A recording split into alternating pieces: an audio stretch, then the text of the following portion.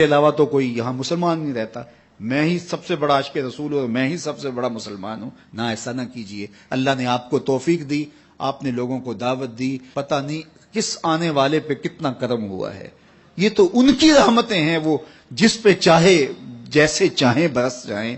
ہم کو ٹھیکیدار تھوڑے ہیں، ہم تو نوکری کرنے والے ہیں، ہم تو جوتے اٹھانے والے ہیں. ہو سکتا ہے کس کے صدقے میرے والد گرامی مجھے یاد آتے ہیں، وہ مجھے فرمایا کرتے تھے جب گفتگو کے لیے نکلنے لگے اور لوگوں کا ہجوم ہونے لگا، تو وہ مربی تھے بڑے، اور بڑی حکمت کے ساتھ جو ہے وہ کوئی نہ کوئی بات سمجھاتے رہتے تھے.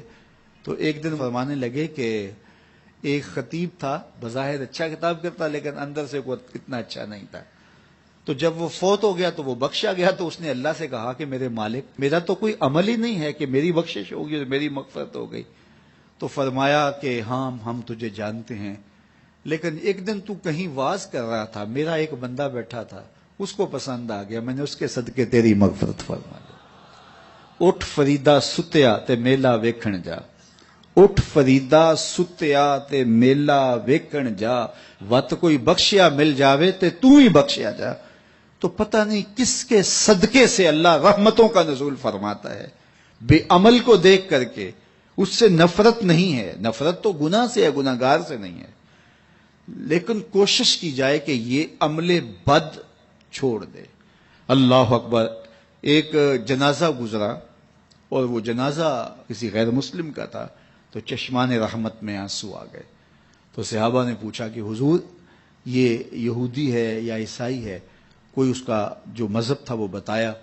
تو فرمایا کہ مجھے اس بات پہ افسوس آیا کہ یہ اسلام نہیں لا سکا اور کفر کی حالت میں مر گیا.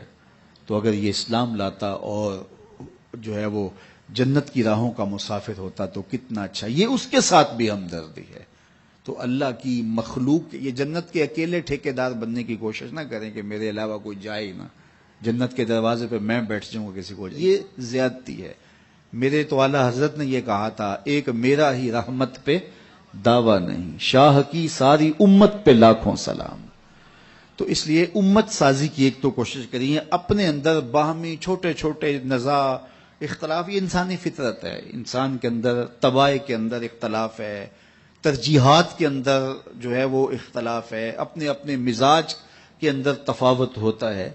تو ایسا نہ ہو کہ چھوٹی چھوٹی باتوں سے آپ جو ہے وہ امت کو پھاڑ چیر کے رکھ دیں، نہیں، بلکہ امت کا جو تصور ہے اس کو قائم رہنا چاہیے. تو گناہ کے بعد جب انسان کے اندر ندامت کا اظہار ہوتا ہے، وہ جو آنسو ٹپکتے ہیں، بندہ اپنے آپ کو چھوٹا سمجھتا ہے، میں اتنا گناہ گار، میں پاپی، میں مجرم، میں میلا اتھرو. جب وہ اپنے آپ کو دیکھتا ہے کہ میں اتنا برا شخص ہوں، تو پھر اللہ کی رحمتیں اس کے اوپر متوجہ ہوتی ہیں. تو اس کو پسند ہے کہ جب بندے اس کے حضور عاجزی کرتے ہیں، اس کے حضور معافی مانگتے ہیں، تو مت کسی کو حقیر جاننا کہ یہ گناہ گار ہے، نہ جانے اس کا انجام کیا ہو.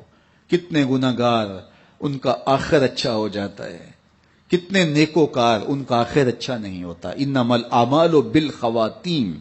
وہ تھی تو فاحشہ عورت، لیکن ایک کام کیا کہ ایک کتے کو پانی پلا دیا، اپنے دوپٹے سے جوتا باندھ کر کنویں میں لٹکایا اور اس کو پانی پلا دیا.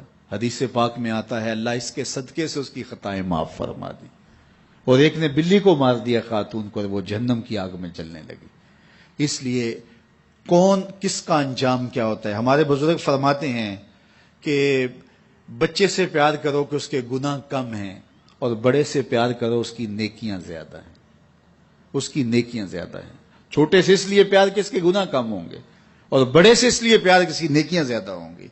اور اسی طرح جو ہے وہ خیال کرو کہ ہو سکتا ہے اس کا انجام بخیر ہو جائے اور اس کا آخر کتنا خوبصورت ہو. تو مت کسی کو حقیر جانیے گا. ایک میرا ہی رحمت پہ دعویٰ نہیں، شاہ کی ساری امت پہ لاکھوں سلام. تو حضور کی امت سے پیار کرو، مخلوق خدا کو جوڑنے کی کوشش کرو. اور آقا کریم علیہ الصلوۃ والسلام نے یہ جو امت کا تصور دیا اور کہاں کہاں سے لا کے کہاں کہاں کے افراد کو ایک گروہ میں، ایک جماعت میں اور ایک امت کے اندر پرویا، ایک لڑی کے اندر پرویا. اس امت کو